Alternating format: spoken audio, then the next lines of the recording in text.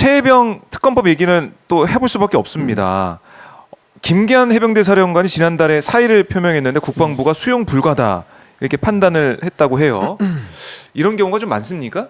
공수처 수사 때문에 뭐 거기 자리를 지켜야 된다라고 신원식 장관이 얘기를 하는 것 같은데. 근데 그분의 그 말의 뒷부분이 또 저는 문제가 있다고 생각해요. 앞부분은 그냥 형식적으로 했다고 저는 보고 뒤에 뭐라 그랬어요? 네. 아니 그 지휘관이 수사받는다고 해서 뭐 그게 결과도 안 나왔는데 예를 들면 그걸 물러나게 하는 게 맞는 거냐 그 얘기도 했어. 뒤에 뉘앙스가 달라요. 보장돼 있는 뭐 네, 그런 맞아요. 그러니까 예를 들면 거죠? 앞부분은 마치 원칙론적으로 얘기한 거지. 왜냐하면 이제 범죄 피의자 같은 경우에 예를 들어서 공직에서 물러나려고 하면 사표를 일단 보류해놓고 다 끝난 다음에 징계까지 하고 이제 물러나게 한다. 이게 일반적인 논리잖아요. 그걸 앞부분에 얘기했어요. 네. 뒤에 가서는 딴 얘기를 한다니까. 뉘앙스가 다르다니까.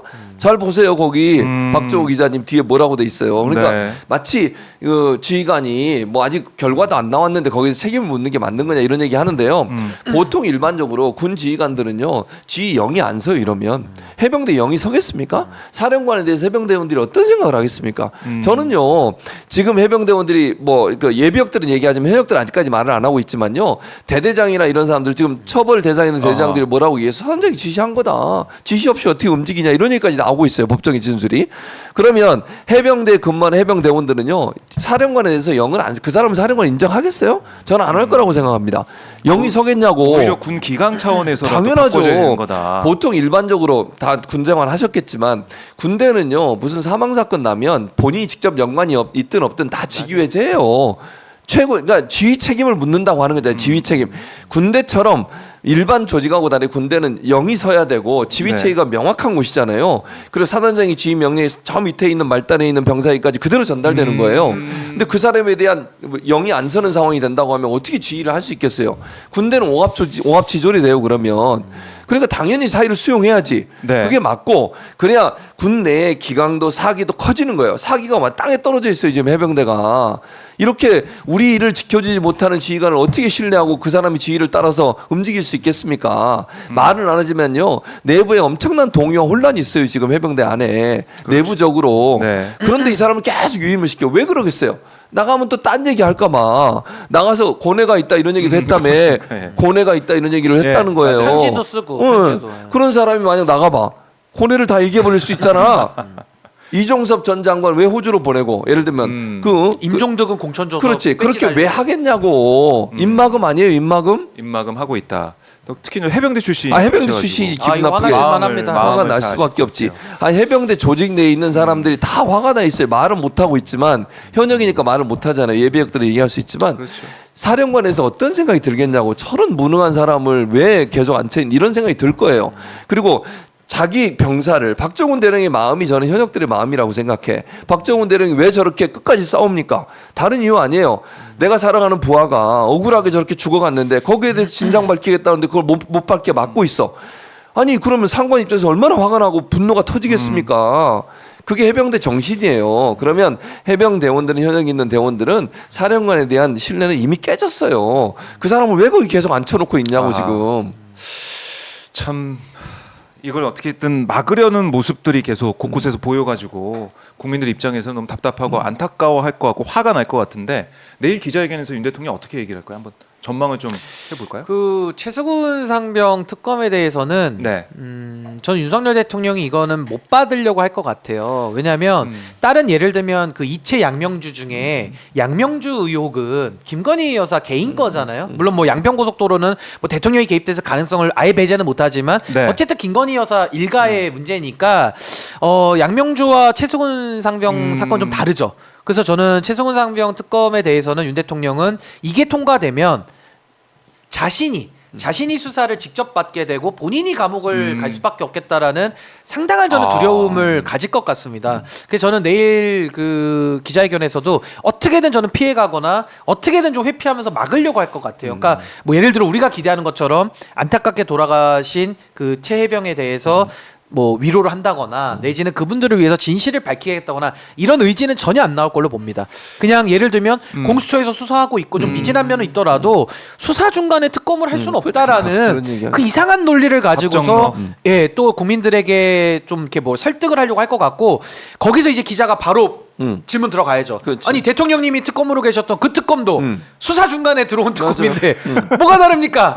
이 얘기를 해야 되는데 그건 뭐 할수 지켜볼 있을지. 포인트입니다. 예. 아니, 그러니까 실제 전체 15개인가 되더라고요 특검이. 네. 그 중에 5개인가가 수사 중에 들어간 들어갔어요. 거예요. 아, 이거 본인이 했던 특검도. 그러니까. 예, 근데 그거를 수사 중이니까 하지 말자 이렇게 얘기하는 건 말이 안 되고요. 비겁한 거죠. 본인들이 야당일 때도 그렇게 해서 특검한 적도 많아요. 본인들이 요청을 드루킹 해가지고. 때도 그랬고. 네, 드루킹 때도 그랬고. 사실은 이제 수사 중간에 하고 수사하던 건 그냥 하다가 자료 주고 그렇지. 이렇게 하면 그렇게 하는 되잖아요. 아니 그 맞아요. 사람들이요 특검팀으로 다 파견 옵니다. 그렇죠. 윤 대통령도 어. 검사인데 그렇게 파견 들어간 거예요. 그렇네요. 그러니까 수사 중간에 수사팀장 박영수 특검이 수사팀장 불러 특검 보도 아니고 그렇지. 수사팀장으로 부른 거예요. 그러니까 현직 공무원이 들어옵니다. 그러니까 공수처도 들어와도 맞아. 되고, 그러니까 그래도 되지. 어떻게 보면 수사의 연결성이 더 맞아요. 확보되고요. 이게 짧잖아요. 지금 수사 아까 제가 말씀드린 대로 수사가 너무 다들 장기화되는 문제가 있고 거기서 정치적 오해가 있는데 이건요 딱 90일, 딱 맞아요. 120일 한정해서 합니다. 얼마나 심플하고 좋습니까? 맞아. 그리고 지금은 이게 더 심각한 문제는 군 사건이기 때문에 군법원, 민간법원, 수사권이 다 나눠지게 되는데 재판을 다 따로 해야 되거든요. 맞아요. 이거 특검이 한 법원을 그렇죠. 관할로 정해서 다 해야지. 거기서 그냥 다 끝내버리면 맞아. 돼요. 그러면 되죠. 이거 어떻게 찢어져서 재판 받습니까? 오히려 빠르게 신속하게 효율적으로 그렇죠. 철저하게 밝힐 수 있는 사안이다. 훨씬 빠르고 정확하죠. 인력도 훨씬 많아요 특검이. 그러니까 지금 공수처는 수사 인력이 지청급이야, 적잖아. 지청급 어디 그냥. 그러니까 근데 특검을 하게 되면 엄청나게 많은 인원이 들어올 수 있기 때문에 빠른 시간에 할 수 있어요 충분히. 그러니까 진정성을 보려면 특검을 받는 게 진정성 당연하죠. 보이는 거고. 아니 숨는 자가 범인이라면서 왜 자꾸 숨어요? 그리고 우린 범인으로 이해하고 싶지 않은데. 그리고 공수처는 기소도 못해. 맞아요. 해병대 사령관을. 그러니까 검찰이 다시 또 그래, 들여다봐야 해야 되니까 시간이 더 돼요. 걸립니다. 그러니까 검찰 예를 믿을 수 들면 있느냐? 공수처가 할 수 있는 기소할 수 있는 권한을 갖고 있는 검사, 판사 그리고 경찰 경찰. 공무원 고위직 그거 위에는 못 해요. 그럼 또 왜 또 수사를 또 하게 만드냐고. 그러면 검찰 가서 어떻게 될지 모르잖아 또 넘겨놓으면. 네. 아니 대통령이 연루가 안 됐는데 왜 이걸 거부하는지 이해가 안 돼요 정말. 그러니까 본인 얘기했잖아. 죄가 있으니까 거부하는 거 아닙니까? 아니 근데 죄 없으실 거 아니에요. 그거 받으시면 되잖아요. 그건 모르겠어요. 근데 왜 안 받는지 이해가 안 돼요. 모르겠어요. 받아야겠네요. 모르겠어요. 본인이 한 얘기가 있다고. 늘 제가 말씀드리잖아요. 본인이 했던 말을 본인한테 들려주면 돼. 아 그걸 내일 기자회견장에서 누가 틀면 더 그렇지. 재밌겠네요. 누가 내일 틀어 현장에서. 어. 그러면 이거 뉴스 보도 많이 될 것 같아요. 내일 보시는 우리 기자님들 들어가실 때 영상 그 시간 맞춰놓고 그거 짧아요. 쇼츠도 많아. 지금 돌아다니는 거. 그냥 트세요 현장에서. 그럼 이제 그 입틀 막 나올 수도 있어. 내일 뭐 어떻게 돼? 거의 뭐 목숨 걸고 질문해야 되겠는데 내일 기자들은. 아니 근데 그거 묻고 싶다는 거죠. 네. 아니 묻고 싶어요. 왜 본인이 그렇게 얘기해놓고 3년 만에 말을 왜 바꾸냐는 거예요. 왜 국민 상대로 말을 바꾸면 국민 상대로 사기치는 거 아닙니까? 왜 말을 바꾸냐 물어봐야죠. 오늘 저희 방송 보면은 기자들도 네. 질문 아이디어를 많이 얻을 수 있을 것 같다는 생각도 들고. 아 이거 저작권료 안 받고 그냥 드릴게요. 쓰세요 그냥 좀 제발. 다 써주세요. 네 제발 좀 쓰세요. 네, 박봉계에서 나온 네. 아이디어를 다 써서 내일 국민들 앞에 진실을 밝힐 수 있게 질문을 잘해주시면 우리 기자분들 고맙겠습니다.